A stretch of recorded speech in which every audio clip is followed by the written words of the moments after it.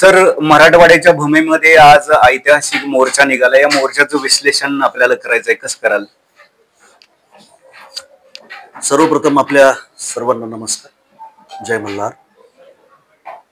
आजचा मोर्चा हा उत्स्फूर्त होता.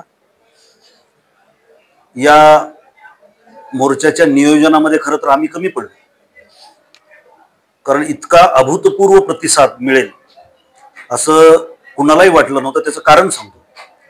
मराठवाडा आज अतिवृष्टीच्या खाली आहे. जवळपास आम्ही 72% पाण्याखाली आहोत. आणि मूलतः धनगर समाज हा शेतकरी समाज आहे, मेंढपाळी करणारा समाज आहे. आणि अतिवृष्टीचं संकट त्याच्यावर आहे. पण त्या संकटातून बाहेर पडण्याचा मार्ग हा एसटी आरक्षणातून जातो असं आमच्या या सगळ्या गोरगरीब भोळ्या भाबड्या लोकांना वाटतं. आणि दुसरी महत्वाची गोष्ट अशी आहे की ओबीसीच्या आरक्षणाच्या संदर्भामध्ये जे काही महाराष्ट्रामध्ये चाललेलं होतं त्याचाही एक परिणाम आहे. कारण 2-2.5 कोटीची संख्या असणाऱ्या धनगर जमातीला 3.5% आरक्षण आहे एनटी प्रवर्गामधलं. खर तर ओबीसी मध्ये कुणाची जरी एंट्री झाली तरी धनगरावर तसा विशेष परिणाम होणार नाही, कारण 3.5% आरक्षणामध्ये ते बंदिस्त आहेत, ते कुंपणात आहेत. राजकीय आरक्षणाचा खेळ तर आधीपासूनच झालेला आहे. आणि त्यामुळं आपल्या वाट्याला जे तुटपुंज आरक्षण आलंय त्याचंही काही खरं नाही. नोकर भरती नाही, शिक्षण प्रचंड महाग झालेलं आहे, बिंदू नामावलीचे प्रचंड प्रश्न एनटी कॅटेगरीमध्ये आहेत. आणि त्यामुळं आपल्या लेकरांचं भविष्य हे एसटी आरक्षणामध्ये आहे असं धनगर जमातीला वाटतं. आणि त्यामुळं ज्या फडणवीसनं, म्हणजे जेव्हा ते विरोधी पक्ष नेते होते 2014ला, महाराष्ट्रातलं एक अतिशय मोठं असं आंदोलन बारामतीमध्ये झालं. आणि त्या आंदोलनाच्या वेळेला कपाळाला भंडारा लावून त्यावेळेचे विरोधी पक्षनेते देवेंद्र फडणवीस यांनी शब्द दिला होता. इतर नेत्यांनी शब्द देणं आणि फडणवीसांनी शब्द देणं यातला फरक मी तुम्हाला सांगतो. फडणवीस हे स्वतः लॉयर आहेत, वकील आहेत. त्यांचा कायद्याचा अभ्यास आहे आणि अतिशय कमी वेळामध्ये, कमी वयामध्ये त्यांना राजकारणामध्ये स्पीड मिळालेली आहे. ही जी पॉलिटिकल गेनिंग आहे जी महाराष्ट्रानं त्यांची पाहिलेली आहे, त्याच्यामधून गोरगरीब लोकांना असं वाटतं की बाबा हा माणूस अभ्यासू आहे, संयमितपणानं बोलतो आणि यांच्या राजकारणासाठी सर्वहारा समाजाची यांना गरज वाटते. कारण इथलं बेसिकली पॉलिटिकल लिडरशिप जी आहे महाराष्ट्रामधली, तर ती एक जाती आहे आणि कुणी अमान्य करत नाही. आणि त्यामुळे अशा वेळेला इतर जातीतला एखादा माणूस लिडरशिप करतोय तर तो इतरांचा, सगळ्यांचा सहभाग वाढवेल आणि न्याय हक्काच्या लढाईमध्ये गोरगरिबांना साथ देईल अशी अपेक्षा होती. आमच्यासारख्या छत्रपती शिवाजी महाराज, अहिल्यादेवी होळकर, फुले शाहू आंबेडकर, लोकशाहीर अण्णाभाऊ साठे, गाडगे बाबा, तुकडोजी महाराज यांना मानणाऱ्या, जे कधीही उजव्या बाजूला वळले नव्हते.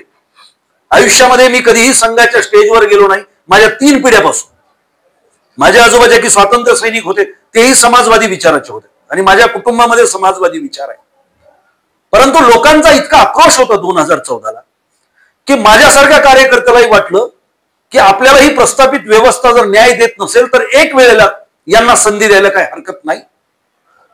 परंतु आजवर आमच्या वाट्याला जे आलं त्याच्याही पेक्षाही भीषण असं आमच्या वाट्याला 2014 नंतर आलेलं आहे. वास्तव आहे. माझं हे पॉलिटिकल स्टेटमेंट अजिबात नाही. जरी मी एका पक्षाचा राज्याचा उपाध्यक्ष असलो तरी मी माझ्या समाजाची ज्या वेळेला पिवळी दस्ती टाकतो त्यावेळेला मी राजकारण बोलत नाही. कारण या लोकांच्या, भोळ्या भाबड्या लोकांच्या जीवावर मी राजकारण कधी केलं नाही आणि करणार पण नाही. मूळ प्रश्न आपण समजून घेतला पाहिजे आणि खरं ते लोकांच्या पुढे मांडलं पाहिजे. फडणवीसांनी जास्त घात का केला त्याचं मुख्य कारण तुम्हाला सांगतो. फडणवीसांनी पहिल्या कॅबिनेटमध्ये देतो असं कपाळाला भंडारा लावून सांगितलं, आमचा पवित्र भंडारा, विरोबाचा, खंडोबाचा, बाळोबाचा आमचा भंडारा कपाळाला लावल्यानंतर खरं बोलावं लागतं, असे संस्कार आमच्या समाजावरती आहेत. त्यांनी खरं तर बोललंच नाही, परंतु समाजाला प्रत्येक वेळेला जेव्हा जेव्हा यांचा आक्रोश वाढतो, जेव्हा जेव्हा यांचे जगण्या मरण्याचे प्रश्न वाढतात, त्या वेळेला फडणवीस या समाजाला भावनिक दृष्ट्या डायव्हर्ट करतात. म्हणजे एसटीची लढाई लढताना बेजार झालेला धनगर समाज मागच्या 60 वर्षापासून त्याला षडयंत्र करून यांनी ओबीसी कडे वळवलं. धनगर मराठ्यांची लढाई लावली. एवढंच नाही तर षडयंत्रपूर्वक यांनी ओबीसी कडून आम्हाला आता हिंदुत्ववादाकडे डायव्हर्ट केलं. आता धनगरांच्या पोरांच्या डोक्यावरती हिंदुत्वाच्या टोप्या आहेत. म्हणजे आम्ही आहोत कोण नेमके? आम्ही इथे एनटी मध्ये आहोत, नंतर ओबीसी मध्ये आहोत, मागणी आमची एसटीची आहे, आता आम्हाला हिंदुत्वासाठी लढायचंय. म्हणजे आमच्या किती पिढ्यांचा घात होणार आहे हे जरा समजून घ्या. आणि म्हणून आमची थेट लढाई आहे, आमची कोणत्याही समाजाच्या विरोधातली लढाई नाही. आणि आरक्षणाच्या लढाया कुठल्याच समाजाच्या विरोधात नसतात. ज्या वेळेला त्यामध्ये नालायक वृत्तीचे नेते शिरतात आणि ते समाजाला फडकवतात आणि तोफांची तोंड जी मुंबईकडे पाहिजेत ती तोफांची तोंड गावगाड्यातल्या ओबीसीकडे, गावगाड्यातल्या मराठ्यांच्याकडे वळवली जातात, हा वेळेला लढाई वेगळी होती. हा प्रश्न सुटण्यासाठी तुम्ही सरकारला काही मार्ग सुचवलेले आहेत? अगदी अगदी. आत्ताच मी तुम्ही केलेली पोस्ट पण वाचली, त्यामध्ये तुम्ही 4 कल्पना ज्या आहेत त्या मांडलेल्या आहेत. ते जरा सविस्तर सांगा, विस्तार. खरं तर कोणते मार्ग आहेत ते? फडणवीसांनी छातीवर हात ठेवून सांगावं की धनगरांना एसटीचं सर्टिफिकेट देता येत नाही. छातीवर हात ठेवून एकदा सांगा. फडणवीसांना हा मार्ग माहिती आहे. मी तुम्हाला सांगतो अमोल दादा, ज्या वेळेला आपण 2019 मध्ये आंदोलन केलं, त्याच्या आधी 2017 मध्ये आपण 4919/2017 ही याचिका दाखल केली होती. त्यावेळेला फडणवीसचं सरकार होतं आणि त्यांनी ऍफिडेव्हिट दिलं होतं, Dhangar is not existence in Maharashtra, Dhangar is existence. या महाराष्ट्रामध्ये धनगर नावाची कोणतीही जात अस्तित्वात नाही, अस्तित्वात धनगर नावाची जात आहे. हे कोण म्हणतंय? तुम्ही म्हणत नाही, मी म्हणत नाही, हे कुणीही म्हणत नाही, धनगराचा माणूस म्हणत नाही, धनगराचा नेता म्हणत नाही, महाराष्ट्राचा मुख्यमंत्री म्हणतोय. आणि तसं अफिडेव्हिट हे कोर्टामध्ये सादर करण्यात आलेलं आहे. तर मग आमची त्यांना विनंती आहे की आमचा अंत पाहू नका, कारण त्यांनाही कल्पना आहे की बाकी समाजाचं माहित नाही, पण ओबीसी मधला सगळ्यात मोठा समूह धनगर समूह हा जर त्यांच्यापासून थोडाही डायव्हर्ट झाला तर ते सत्तेवर येऊ शकत नाही. आता याची कल्पना त्यांना आहे की नाही, कारण मला माहित नाही, कारण त्यांचा कॉन्फिडन्स वाढलाय. मतांची चोरी केली वगैरे जे आरोप केल्यानंतर राहुल गांधींनी त्यांनी त्याला प्रतिक्रिया दिल्यामुळे तर आम्हाला असं वाटतंय कदाचित की कुणाच्याही गोरगरीब माणसाच्या मतांची त्यांना गरज नाही, कारण त्यांचं नियोजन आहे, कुणाच्याच मताची त्यांना गरज नाही, ते व्यवस्थितपणानं जात असतील असा कॉन्फिडन्स असल्याशिवाय इतका माजुरीपणा सत्तेत येत नसतो. हा माजुरीपणा आहे. ऐका माझं 2 मिनिट. 7 दिवसापासून या ठिकाणी दीपक भाऊ बोराडे आहेत. सरकारचा जिम्मेदार जबाबदार नेता कोणता आला हो जालन्यामध्ये? यांचा मांडव उडून गेला या धनगरांचा इथे वाऱ्या वादळामध्ये. कोण बघायला आलो? म्हणजे तुम्हाला धनगरांची काळजी नाही, या लोकांच्या भावनेची कदर नाही. मग याचा अर्थ काय होतो लक्षात घ्या. पालकमंत्री आले का? कोणता एखादा मंत्री आला का? कोणीही नाही. म्हणजे आम्ही तुम्हाला मत द्यायची, तुम्हाला गाद्यावर येऊन बसवायचं है ना, तुम्हाला राजा करायचं आणि तुम्ही राजा आम्हालाच फटके द्यायचे. म्हणून आज तुम्हाला राजा केलंय, उद्या तुम्हाला आम्ही टरबुजा करू शकतो. मला इतकं खालच्या पातळीवर खरं तर बोलण्याची सवय नाही, परंतु बोलतोय मुद्दा. आजचा आक्रोश तुम्ही बघितला का? आमचे किती माणसं मेलीत आतापर्यंत या आरक्षणाच्यासाठी. बरं, तुम्ही म्हणाले होते की आदिवासीच्या बरोबर बजेट देतो. माईच्या इमानदारीनं सांगा बरं फडणवीसांनी, आदिवासींच्या बरोबर तुम्ही किती दिलेत? 22 योजना म्हटलेत, 22 रुपये तरी दिलेत का हो? म्हणजे जर आमच्या जगण्या मरण्याचे प्रश्न तुम्ही सोडवू शकत नसाल आणि केवळ मतांचं राजकारण करून तुम्हाला सत्तेवर जायचं असेल, तर आतापर्यंत तुम्हाला जे बसायला आम्ही सन्मानानं घोंगडं दिलंय ते घोंगडच तुम्हाला दिसलंय धनगरांचं. धनगरांच्या हातातली काठी दिसलेली नाही.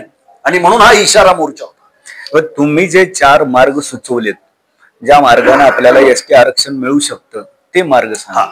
तर ते मार्ग मी तेच सांगत होतो तुम्हाला की खरं तर ते मार्ग त्यांना दिलेले आहेत. आम्ही बऱ्याच वेळेला बोललो, शिष्टमंडळ गेली, आमच्या इथं आता इतके हुशार माणसं झालेली आहेत, सगळी शहाणी माणसं झालेली आहेत, संविधानाचा अभ्यास केलेली आहे, 113 पुरावे लंडन पासून गोळा केलेली आहेत सगळी पुरावे है ना. शिंदे साहेब असतील, बघेल आहेत, पाचपुल आहेत, आपल्याला सगळ्यांना द्यायची कल्पना आहे. त्यांच्यासोबत त्यांच्या बैठका झाल्या. साहेब, खरोखर झोपणं आणि झोपीचं सोंग घेणं याच्यामध्ये फार फरक आहे, अलग लक्षात.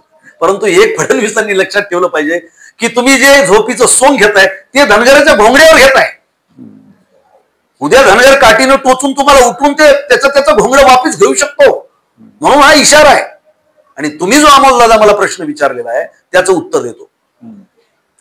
घटनेतलं कलम 342(1) नुसार राज्य सरकार त्याच्या अधिकारात एक GR काढू शकतो की ज्या ज्या प्रशासकीय अध्यादेशामध्ये धनगर हा शब्द असेल त्या ठिकाणी तो धनगर वाचावा.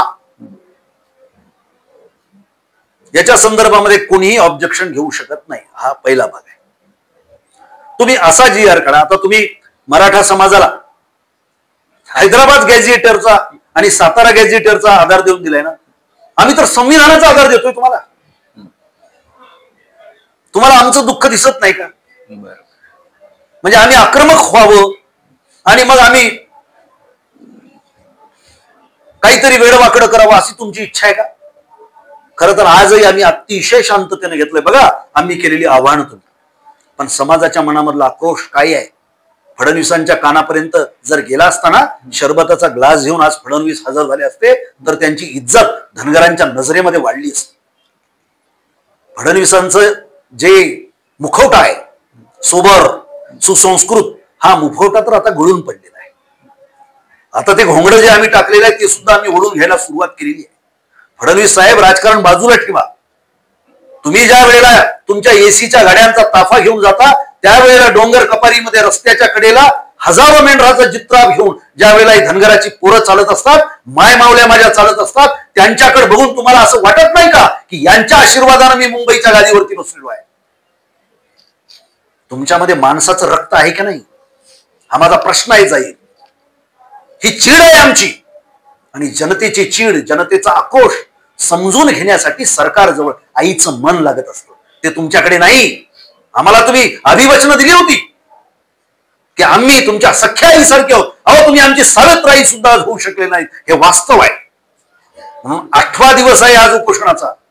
आमच्या माणसाला जीवाला जर बरं वाईट झालं तर तुम्हाला सांगतो अमोल दादा, तुम्ही आम्ही इथे काहीच करू शकत नाही.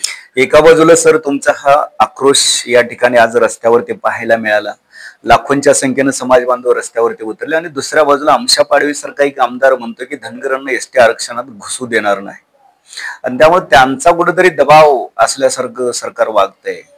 आणि तो दबाव निर्माण करण्यामध्ये आपण कुठे कमी पडतोय का? कुठेतरी कमी पडतोय का? हे बघा, मराठा समाजाला GR काढून ओबीसी मध्ये आणले गेलं, बरोबर आहे. त्यावेळेला ओबीसीचा दबाव नव्हता असं तुम्हाला म्हणायचं का? तो दबाव होता. आता आदिवासींचे जे आमदार बोलतायत, बरोबर आहे, त्यांनी धनगरांचं जाऊ दे हो, त्यांच्या आदिवासी पाड्याच्या मध्ये शेजारी असणाऱ्या कुडामध्ये राहणाऱ्या गोवाऱ्यांना दिलं होतं का? माना गौंड आदिवासींना दिलं होतं का? असे 8 आदिवासी समूह आहेत जे त्यांच्या सोबत आदिवासी पाड्यामध्ये शेजारी राहतात. त्यांना सुद्धा यांनी एसटी प्रवर्गामध्ये येऊ दिलेलं नाही. ही क्रोनॉलॉजी आपण समजून घ्या. त्यामुळे कोणाचा विरोध असतो याला काही महत्व नसतं. तसं तर फडणवीसाच्या विचारधारेमध्ये एकूण आरक्षणालाच विरोध आहे. बंच ऑफ फटवाचा. त्यांना तर चातुर्वर्णी व्यवस्थाच निर्माण करायची आहे. मग ते चालू आहे का फडणवीसाचा उद्योग? त्यांचा आमदार बोलतोय, त्यांचा खासदार बोलतोय, आणि ज्याच्याकडे आमदारच नाही, त्याच्याकडे खासदारच नाही, त्यांना तसंच मरू द्यायचं काय? त्यांना तसंच सडू द्यायचं काय? ज्यांना लोकप्रतिनिधित्व मिळत नाही त्यांचं काय करायचं? याचा विचार केला पाहिजे ना. तुम्ही म्हणताय तशा पद्धतीने निश्चितच तोच उद्योग सुरू आहे. कारण कधी 30च्या नावाखाली तुमच्या समाजाची 4-5 वर्ष वाया घालवली या लढ्यामधली, ते 5 नसून 50 वर्ष वाया गेल्यात जमायत. अगदी 30 झालं. त्याच्यानंतर सुधाकर शिंदे समिती आली, त्या समितीच्या नावाने 4-5 वर्ष बर्बाद केली. त्याच्यानंतर निवडणुका आल्या 2 वेळा, दरम्यान 2दा निवडणुका झाल्या. त्या निवडणुकांच्या नावानं जवळपास 4-5 वर्ष वाया गेली. असा 10-12 वर्षांचा कार्यकाळ या सगळ्या गोंधळामध्ये लोटलेला आहे. आणि सरकारमध्ये जो गाढवांचा गोंधळ दिसून येतोय त्याचा प्रचंड मोठा दुष्परिणाम जो आहे तो या धनगर आरक्षण चळवळीवरती होतोय. त्यामुळे एक समाजामध्ये संतापाची लाट आहे. या सुधाकर शिंदे समितीच्या अहवालाचं काय झालं तेच अजून कळायला तयार नाही सर. माहितीच्या अधिकारामध्ये माहिती मागितली तर असं सांगितलं जातंय की त्या सुधाकर शिंदे समितीचा अहवाल जो आहे तो कॅबिनेट समोर आलाच नाही. मग कॅबिनेट समोर जर तो अहवालच आला नसेल तर कोणत्या अहवालाच्या आधारे आपल्याला आरक्षण देणार आहे? नाही नाही, हे बघा, पहिल्यांदा एक लक्षात ठेवा, आपल्याला आरक्षण कोणी देणार नाही. आपल्याला ऑलरेडी घटनेतून आरक्षण मिळालेलं आहे. त्याची सगळी क्रोनॉलॉजी परवाला मी माझ्या फेसबुक पेजवरून मांडलेली आहे आणि जवळपास 30,000 लोकांनी ती ऐकलेली आहे. फडणवीसांची इच्छा असेल तर मी त्यांच्या पुढे बसायला तयार आहे. माझी सगळी राजकीय पादत्राणी बाजूला ठेवतो, त्यांनी त्यांची राजकीय पादत्राणी बाजूला ठेवावी. आमच्यामधली 10 माणसं त्यांच्यासोबत चर्चेला येतील. मुद्दा हा आहे की आमच्या अंमलबजावणीची गरज आहे. धनगड नावाची जात ना महाराष्ट्रात अस्तित्वात आहे, ना शेजारी मध्य प्रदेशमध्ये अस्तित्वात आहे, ना गुजरातमध्ये अस्तित्वात आहे, ना उत्तर प्रदेशमध्ये अस्तित्वात आहे, ना काश्मीरला अस्तित्वात आहे, ना भारतात अस्तित्वात आहे, ना श्रीलंकेला आहे, ना बांगलादेशात आहे, ना पाकिस्तानमध्ये आहे, ना पृथ्वीवर आहे, ना जमिनीवर आहे, ना आकाशात आहे. आता तुमच्या माध्यमातून मला प्रश्न विचारायचा जाहीर, जे स्वतःला संविधानवादी मानतात अशा सगळ्या समूहांना, जे स्वतःला फुले शाहू आंबेडकरवादी पुरोगामी मानतात त्या सगळ्यांना, अस्तित्वात नसणाऱ्या एखाद्या जातीला घटनेतून आरक्षण मिळू शकतं का, हा माझा प्रश्न आहे. आता यांनी काय केलंय, आदिवासी समूहातून काही प्रवक्ते उभे केले. नाही हो, ते धनगड नाही, ते धांगड आहे. येस,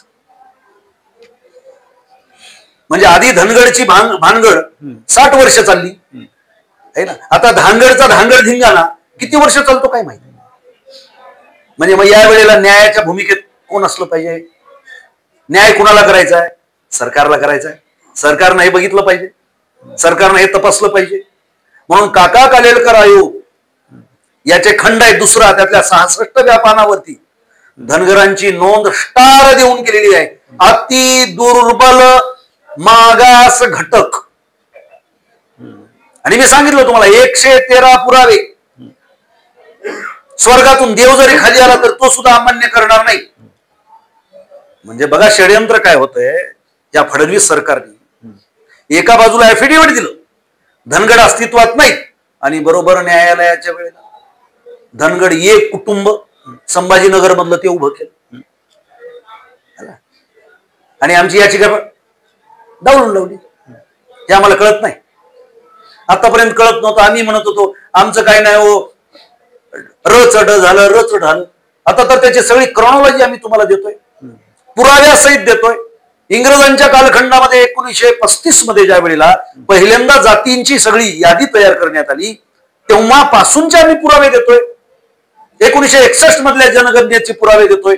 इतके महत्वाचे सगळे पुरावे कायदे पंडित असणाऱ्या, वकील असणाऱ्या फडणवीसांना जर कळत नसतील तर मग कुणाला कळणार आहे? सत्तेत जाताना तुम्ही फार प्रामाणिक इमानदार असता है ना, तुम्ही एकदम काय म्हणतात त्याला कर्मपंडित असता. त्यावेळेला तुम्ही म्हणता की मी सगळं वाचलेलं आहे. तुम्ही होते अमोल दादा, बारामतीला होते का नाही? तुम्ही आम्ही का विश्वास ठेवला? कारण ते वकील आहे आणि त्यांनी म्हटलं होतं की तुमचा प्रश्न मला कळालेला आहे आणि तुम्हाला एसटीचं आरक्षण मिळालं पाहिजे, हे संवैधानिक सत्य आहे, बोलले होते की नाही? येस. मग आता काय झालं? ते फडणवीस वेगळे होते आणि हा त्यांचा दुसरा रोल, डबल रोल आलाय का? बरं, आता दीपक भाऊंनी सगळ्यांच्या पुढे, लाखो लोकांच्या पुढे सांगितलं ठीक आहे तुम्ही देऊ शकत नाही, फक्त म्हणायचं की मी बारामतीमध्ये जे बोललो होतो, मोदी साहेबांनी बारामतीच्या सभेमध्ये जे बोललो होतं, यांच्या सोलापूरच्या सभेमध्ये मोदी साहेबांनी जे बोललो होतं है ना, ते खोटं होतं. म्हणू शकतात का हे? नाही. यांना फक्त ऐका तुम्ही, आता मी शेवटचा मुद्दा तुम्हाला सांगतो. पहिलं आपल्याला फक्त एकच रिंगण टाकलं होतं, एसटी आरक्षण, त्याच्या भोवती फिरत होतो. आता त्याच्या पलीकडे दुसरं एक रिंगण टाकलंय ओबीसीचं. आणि त्याच्या पलीकडे तिसरं रिंगण टाकलंय हिंदुत्वाचं. माझा सवाल आहे, धनगर जमातीला सवाल आहे आणि या निमित्तानं फडणवीसाला आणि संघाला पण सवाल आहे. तुम्हाला धनगर हे हिंदू वाटतात का? शेतकरी म्हणून तो मरतोय, आत्महत्या करतोय. मराठा शेतकऱ्याच्या नंतर या महाराष्ट्रामध्ये धनगर शेतकऱ्यांची आत्महत्या आहे. आज 10 लाख कोटी रुपयाचं कर्ज महाराष्ट्राच्या डोक्यावरती चढलंय आणि जवळपास 72 तासाला एक शेतकरी मरायला लागलेला आहे. मग या मरणाऱ्या शेतकऱ्यामध्ये धनगर हिंदू आहे का नाही? त्याची स्कॉलरशिप बंद आहे, त्याची फेलोशिप बंद आहे, त्याच्यासाठी कुठलंच वसतिगृह नाही, मेंढपाळासाठी कुठले कायदे नाही. मग हा मेंढपाळ हिंदू धनगर आहे का नाही? आमचा प्रश्न आहे त्याला. तुम्ही जर आम्हाला हिंदूच मानत नसाल तर मग आम्ही तुम्हाला हिंदू मानत नाही. आम्ही तर अहिल्यादेवींचे वारसदार आहोत. अहिल्यादेवींचं हिंदुत्व तुम्हाला मान्य आहे का? शिवाजी महाराजांचं हिंदुत्व तुम्हाला मान्य आहे का? वारकरी संप्रदायाचं हिंदुत्व तुम्हाला मान्य आहे का? तुमच्या गोळवलकरांचं आणि तुमच्या हेडगेवाराचं आणि त्याच्यातून जन्माला आली जी औलाद होती गोडसेची, ते हिंदुत्व तुमचं आहे, ते आम्हाला मान्य करायला लावता. माझा हा जाहीर सवाल आहे. आणि म्हणून खरोखरच तुम्ही हिंदुत्ववादी असाल आणि तुम्हाला इतक्या मोठ्या संख्येनं असणाऱ्या या धनगर हिंदू बांधवाची जर वेदना कळत नसेल तर मी धनगर समाजाला या निमित्तानं सांगतो की हे ढोंगी हिंदुत्ववादी आहेत. आपण आपल्या अहिल्यादेवींच्या रस्त्यानं जाऊ, आपण समन्वयाच्या सहिष्णुतेच्या रस्त्यानं जाऊ आणि यांच्या मार्गाने जाऊ नये. निश्चितच आपण अहिल्यादेवींच्या मार्गाने गेलं पाहिजे. पण जे सरकार तुमचं ऐकत नाही त्या सरकारच्या पायाला दोरी बांधून सरकारला तुम्ही कोर्टात खेचलं होतं आरक्षणाच्या मुद्द्यावरती, आणि ती लढाई जी आहे ती लढाई तुम्ही उच्च न्यायालयातून अगदी सर्वोच्च न्यायालयापर्यंत घेऊन गेला होता. सध्या त्या लढाईचं स्टेटस काय आहे? का ती लढाई संपली असं म्हणायचं? नाही, मुद्दा हा आहे की मी आत्ताच त्याच्याबद्दल जे बोललो त्या लढाईमध्ये सगळ्यात महत्वाच्या 2 गोष्टी. हा डिलेमा आहे सरकारच्या पातळीवरचा, आंतरविरोध आहे सरकारच्या पातळीवरचा, की एका बाजूला सरकार लिहून देतोय कोर्टाकडे की धनगर अशी कुठलीही जात महाराष्ट्रात अस्तित्वात नाही. बरोबर आहे. मग न्यायालयामध्ये धनगर कुटुंब जे की मुळातलंच धनगर कुटुंब आहे, आमच्या नातेगोत्यातलं कुटुंब आहे, आणि त्यांनी अफिडेव्हिट दिलं कुठे? प्रशासकाजवळ, की बाबा आम्ही लिहून दिलो, अफिडेव्हिट देतोय की मुळातले आम्ही धनगर आहोत. त्यावेळेला तिथला प्रशासकीय अधिकारी बाई होत्या, त्या रजेवर गेल्या. तिथे आंदोलन केलं पोरांनी. म्हणजे हे षडयंत्र तुम्ही लक्षात ठेवा, आहे ना. मग आता झेंडा बदलून द्यायचा आहे, पक्ष बदलून द्यायचा आहे, बाप बदलून घ्यायचे, याच्या केसेस आहेत. त्याचं काय झालं असा प्रश्न विचारा तुम्ही सरकार. म्हणजे न्यायालयातले जर न्यायाधीश तुमच्यासारख्या पत्रकारांना येऊन जर बाईट देत असतील, भारताच्या इतिहासात कधी झालंय का? म्हणजे न्याय प्रक्रिया सरकारनं शबलित केली आहे असं सगळं जग म्हणायला लागलं, इंटरनॅशनल मीडिया म्हणते.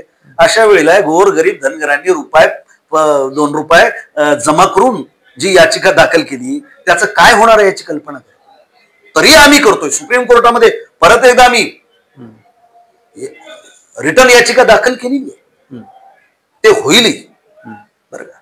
परंतु आता जे आम्हाला कळालेलं आहे की सरळ थेटपणानं जर सरकार GR काढून आरक्षण मराठा समाजाला देऊ शकत असेल तर मग धनगर समाजाला तो देईल ना. येस, एकाला न्याय एकाला एक न्याय असं करता येत नाही. बरोबर आहे ना. मायबाप सरकार म्हणून आता मायबाप राहिले काय, राक्षस झालेत. आता ठरवेल पुढे येणारा काळ. येस. आणि जर झालं नाही आणि आमच्या माणसाला जर धक्के लागायला लागले तर शेवटी मग आम्हाला अहिल्यादेवींच्या हातातली पिंड घेतलेली प्रतिमा आम्ही लावतो, तशी दुसरी आमची प्रतिमा ती यशवंतराव होळकरांची असते. निश्चित सर, त्या अनुषंगाने होळकरांच्या प्रमाणे आम्हाला या लोकशाहीतला पराक्रम गाजवावा लागेल. त्या अनुषंगानेच हा प्रश्न आहे. तुम्ही अत्यंत चांगलं उत्तर दिलं.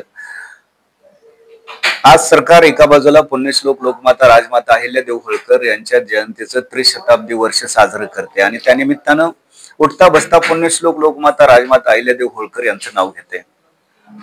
म्हणजे कथनेमध्ये जरी त्यांच्या अहिल्यादेवी होळकर आणि त्यांचा आदर्श राज्यकारभार असला तर तो त्यांच्या करणीमध्ये कुठेही दिसत नाही. त्यामुळे माझा तुम्हाला प्रश्न आहे इतिहासाचे गाडे अभ्यासक म्हणून, की आज जे महाराष्ट्राची सामाजिक राजकीय ऐक्याची जी वीण आहे ती उसवलेली आहे, सगळीकडे जातीय तणाव वाढलेला आहे, आरक्षणाचे मुद्दे उफाळलेले आहे, धनगरांच्या आरक्षणाचा प्रश्न निर्माण झालाय, ओबीसी आरक्षणाचा प्रश्न निर्माण झालाय, या सर्व पार्श्वभूमीवरती पुण्यश्लोक लोकमाता राजमाता अहिल्यादेवी होळकर जर आज हयात असत्या तर त्यांनी कशा पद्धतीनं न्याय निवाडा केला असता आणि ज्याचं त्याचं माप ज्याच्या त्याच्या पदरात टाकलं असतं. उदाहरण प्रश्नपत्रिकेतला हा प्रश्न आहे सर, उदाहरण स्पष्ट करा. अमोल दादा, आता इथं बरेच कार्यकर्ते पण आपण समजतो, आजपर्यंत अहिल्यादेवी होळकरांना जे नामाभिधान लागत होतं, म्हणजे जे बिरुद लावलं जातं, ते कोणतं होतं? पुण्यश्लोक. पुण्यश्लोक हे जे नामाभिधान आहे, ज्याला आपण बिरुद म्हणूया, हे कुणी दिलं होतं? तुम्ही आम्ही दिलेलं नव्हतं. या भारतातल्या 18 पगड जातीतल्या सर्व धर्मीय लोकांनी अहिल्यादेवींना पुण्यश्लोक असं म्हटलं. देवाला जेव्हा पुण्य कमी पडतं त्यावेळेला पृथ्वीवरल्या पुण्यवान माणसाकडून देव पुण्य उधारीनं घेतो. ज्या पृथ्वीवरल्या माणसाकडून देव पुण्य उधारीनं घेतो त्याला पुण्यश्लोक म्हणतात, अशी व्याख्या पुराणामध्ये आहे. मग अहिल्यादेवींचं हे पुण्यकर्म कोणत्या स्वरूपाचं होतं? कर्मयोगिनी असा उल्लेख इतिहासामध्ये त्यांचा केलेला आहे. आज भाजप सरकार त्यांचा उल्लेख काय करतं? हिंदू धर्म रक्षणी. म्हणजे त्याचा अर्थ काय आहे? ज्या पद्धतीनं त्यांनी छत्रपती संभाजी महाराजांचं हायजॅकीकरण करण्याचा प्रयत्न केलाय, ज्या पद्धतीनं त्यांनी पोट फाडणारा, केवळ अफजल खानाचं पोट फाडणारा शिवाजी हीच प्रतिमा बहुजनांमध्ये नेण्याचा जसा प्रयत्न केलाय, त्याच पद्धतीनं अहिल्यादेवींचं सुद्धा हायजॅकीकरण संघ आणि भाजपांनी सुरू केलेलं आहे. ठीक आहे धरलं. संघ आणि भाजपानं हे हायजॅकीकरण सुरू केलंय असा माझा जाहीर आरोप आहे. आणि त्यामुळे हिंदू धर्मरक्षिणी असं म्हणणं हे अहिल्यादेवींना, जो ऐतिहासिक असा अहिल्यादेवींचा चेहरा आहे, तो चेहरा पुसला जाऊन दुसरा चेहरा डवकवण्याचा प्रयत्न आहे. म्हणून बांधवांनो लक्षात ठेवा, अहिल्यादेवींनी एका धर्माकडे, एका जातीकडे बघून कधीही काम केलं नाही. म्हणजे नेपाळच्या पशुपतीनाथाच्या मंदिराचा जीर्णोद्धार अहिल्यादेवींनी केलाय. अहिल्यादेवींनी पाकिस्तानमध्ये कराची जवळ शिवाचं मंदिर बांधलं, आजही ते आहे.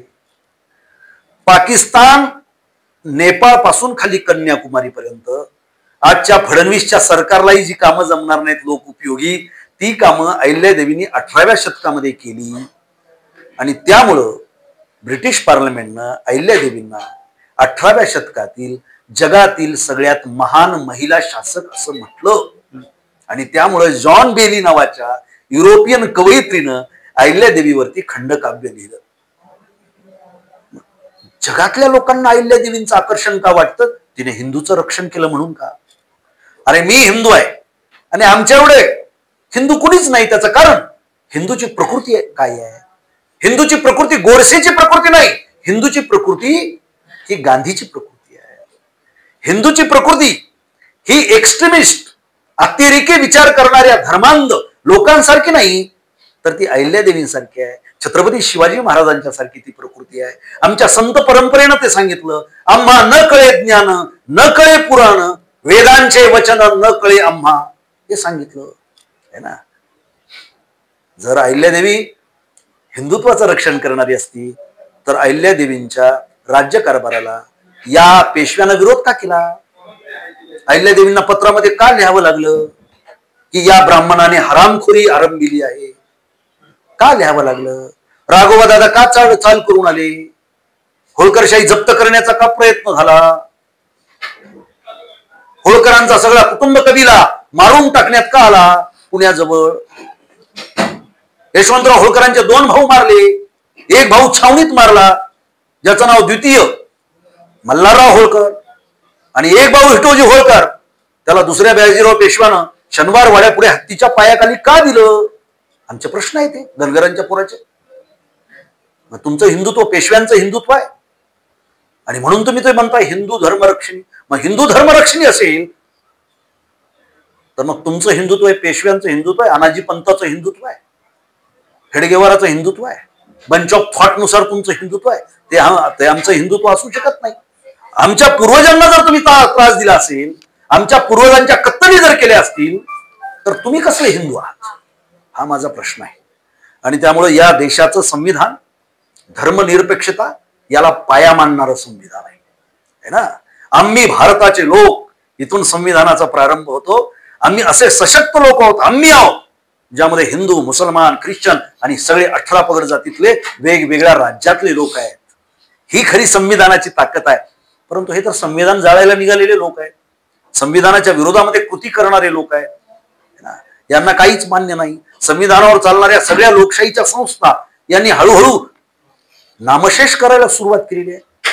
आणि म्हणून तर आम्हाला अहिल्यादेवींची आठवण होते. अरे बाबा, ज्या काळात राजेशाही होती त्या काळामध्ये लोकशाहीची बीज त्यांनी रोवली. आणि छत्रपती शिवाजी महाराजांनी जे स्वराज्य निर्माण केलं होतं त्या स्वराज्याला भारतभर विस्तारित करण्याचं काम अहिल्यादेवीने केलं. आणि म्हणून मराठा धनगर यांचे वाद लावायचा प्रयत्न कुणी केलाय? माझा जाहीर प्रश्न आहे अमोलदादा तुमच्या माध्यमातून, का आधीच्या सरकारच्या काळामध्ये असं झालं नाही? का आता गावागावातले मराठे आणि धनगर एकमेकाच्या पुढे आलेले आहेत? अरे हे तर सख्खे भाऊ आहेत ना. हे ज्योतिराव फुल्यांनी सांगितलं ना, शेतकऱ्याच्या आसूडमध्ये लिहिलं ना ज्योतिराव फुल्यांनी की या महाराष्ट्रातला माळी, मराठा, धनगर हे एक आहेत, एका वंशाचे आहेत. आणि म्हणून शाहू महाराजांनी आपली सख्खी चुलत बहीण होळकर कुटुंबामध्ये दिली आणि त्या मांडवामध्ये मराठ्यांचे, धनगरांचे 25 लग्न लावली. हा महाराष्ट्राचा सामाजिक इतिहास आहे की नाही? मग तो वाचला पाहिजे का नाही? मग तो इतिहासच पुसून टाकायचा आहे. शाहू महाराजाचं नाव घेत नाही. शिवाजी महाराजांच्या पुढे आता ऍडव्हर्टायझिंग केली. अरे इकडे शेतकरी मरायला लागलेले आहेत.